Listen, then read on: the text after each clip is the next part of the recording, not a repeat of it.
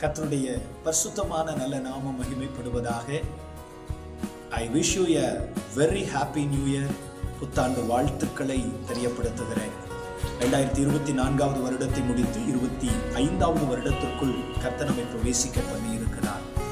கடந்த நாட்கள் எல்லாம், கடந்த மாதங்கள் எல்லாம் தேவனாகிய கர்த்தர் ஒரு தாயானவள் தன் பிள்ளையை நடத்தி கொண்டு வருகிறது போல நம்மை கிருபையாய் நடத்தி கொண்டு வந்தார். ஒரு தகப்பன் தன் பிள்ளையை தோள் மீது சுமந்து கொண்டு வருகிறது போல ஆண்டவர் நம்மை சுமந்து கொண்டு வந்தார். எவ்வளவோ உபத்திரவங்கள், போராட்டங்கள், பாடுகள், பிரச்சனைகள், பலவிதமான வேதனைகள், அவமானங்கள், நிந்தைகள் எல்லாவற்றையும் தாங்கிக் கொள்ள, தாண்டி வர தேவனே நமக்கு அனுக்கிரகம் பண்ணி இருக்கிறார். அவருடைய நாமத்துக்கு இப்பொழுதும் எப்பொழுதும் சதா காலங்களிலும் மகிமை உண்டாவதாக. இந்த வருஷத்திலும் நம்மை வழிநடத்தக்கூடிய, நம்முடைய வாழ்க்கையை ஆசீர்வதிக்கக்கூடிய ஒரு உன்னதமான தேவனுடைய வார்த்தையை இந்த ஆண்டினுடைய வாக்குத்தத்தமாக நான் உங்களோடு கூட பகிர்ந்து கொள்ள வேண்டும் என்று விரும்புகிறேன். 1 சாமுவேலின் புஸ்தகம் அதனுடைய 10வது அதிகாரத்தின் 6வது வசனம் இப்படி சொல்லுகிறது: அப்பொழுது கர்த்தருடைய ஆவி உன்மேல் இறங்குவார், நீ அவர்களோட தீர்க்க தரிசனம் சொல்லி வேறு மனுஷனாவாய். இது சவுல் ராஜாவுக்கு சொல்லப்பட்ட, அல்லது சவுல் ராஜாவாக்கப்பட வேண்டும் என்பதற்காக சொல்லப்பட்ட தேவனுடைய வார்த்தை. சவுலுடைய ராஜ்யபாரம் ஒரு தோற்று போன, வீழ்ந்து போன ஒரு ராஜ்யபாரம் என்பதை நாம் அறிந்திருக்கிறோம். ஆனாலும் சவுல் மீது கர்த்தர் வைத்த ஒரு பெரிய தேவ திட்டம் என்னவென்றால், அவனுடைய வாழ்க்கையை மறுரூபப்படுத்த வேண்டும் என்று, அவனுடைய வாழ்க்கையை வேறு மனுஷனாக்க வேண்டும் என்பது. அவன் தான் இருக்கிற நிலையிலே தன்னுடைய ஜென்ம சுபாவங்களின்படி, தன்னுடைய மாம்ச கிரியைகளின்படி தன்னுடைய வாழ்க்கையை நடத்த வேண்டும் என்பது ஆண்டவருடைய விருப்பம் அல்ல.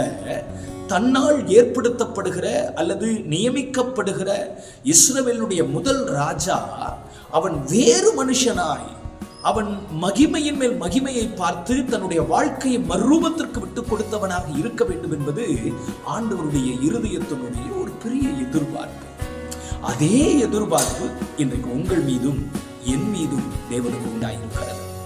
அதனால்தான் இந்த ஆண்டில ஆண்டவர் நம்மை மறுரூபப்படுத்த வேண்டும் என்று விரும்புகிறார்.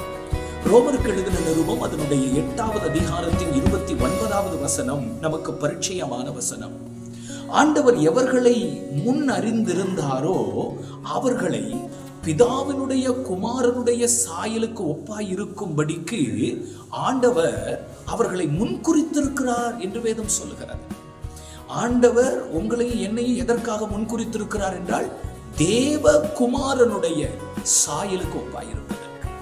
அப்ப இந்த வருஷம் முழுவதும் நம்முடைய இருதயத்தின் ஆழத்தில் இருக்க வேண்டிய ஒரு ஜெபம் என்ன அப்படின்னு கேட்டீங்கன்னா, இயேசுவை போல மாற, இயேசுவை போல மாற, இயேசுவின் சுபாவங்களை வெளிப்படுத்தணுங்கிறது தான் நம்முடைய இருதயத்தின் மிகப்பெரிய ஜெபமாகவே இருக்க வேண்டும்.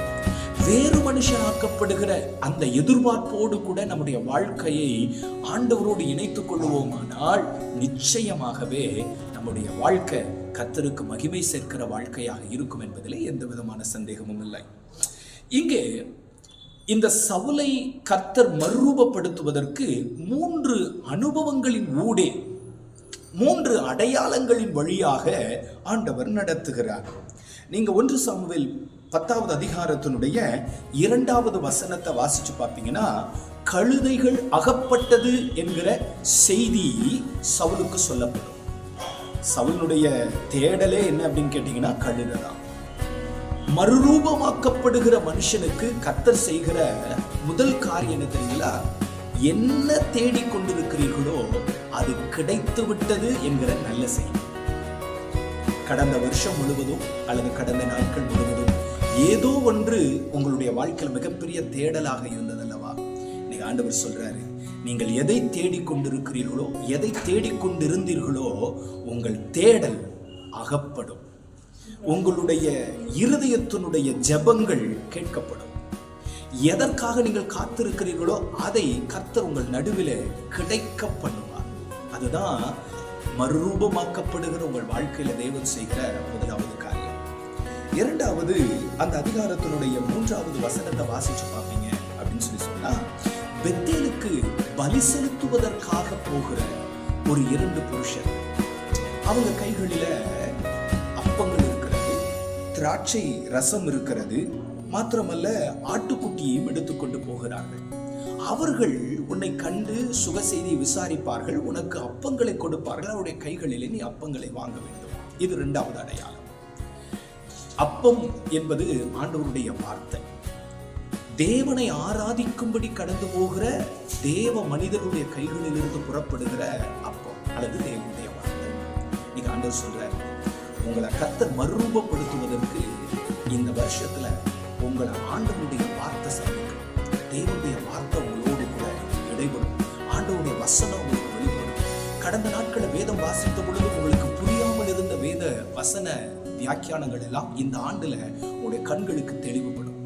கடந்த நாட்களில பிரசங்கங்களில தேவ மனிதர்கள் பிரசங்கித்தவைகளை எல்லாம் விளங்கிக் கொள்ள முடியாதிருந்த உங்களுடைய சூழ்நிலையை கர்த்தர் இன்றைக்கு மாற்றி உங்களை தேவனுடைய வசனத்தை புரிந்து கொள்ளுகிற எல்லைகளுக்குள்ளே கர்த்தர் கொண்டு போவார். சோ இரண்டாவது கர்த்தர் செய்கிறது அவருடைய வசனம். மூன்றாவது அந்த அதிகாரத்தினுடைய 5வது வசனத்தை நீங்க வாசிச்சு பார்த்தீங்க அப்படின்னு சொன்னா, நீ தேவனுடைய மலைக்கு போவாய், அங்கே தீர்க்கதரிசிகளின் கூட்டம் உன்னை சந்திக்கும். மூன்றாவது காரியம் ஒரு ஆவிக்குரிய மாற்றம், ஒரு ஆவி மாற்றம் கர்த்தர் நமக்கு ஏற்படுத்துகிறார். சாதாரணமான வார்த்தைகளை பேசிக் கொண்டிருந்த நீங்களும் நானும் ஆவியில ஏவப்பட்டு தீர்க்க தரிசனமான வார்த்தைகளை பேசும்படி, பரிசுத்தாவியானவர் தருகிற வார்த்தைகளை பேசும்படி, பரிசுத்தாவியானுடைய நடத்துதலின்படி வார்த்தைகளை பேசும்படி பரிசுத்தாவியானவர் நமக்குள்ளாக ஒரு அபிஷேக பரிணாமத்தை உண்டு பண்ண போகிறார். அபிஷேக பெருக்கத்தை ஏற்படுத்த போகிறார். அந்த வசனத்தினுடைய தொடர்ச்சி தான் 6வது வசனம்.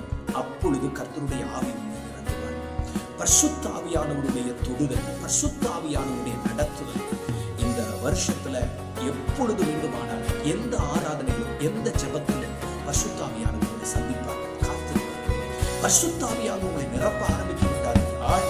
அந்த ஆவியானவர் உங்கள் வாழ்க்கையில உங்களை வேறு மனுஷனாக மறுரூபப்படுகிறதற்கு ஏதுவான மாற்றங்களுக்குள்ளாக உங்களை கொண்டு போக ஆரம்பிப்பார்.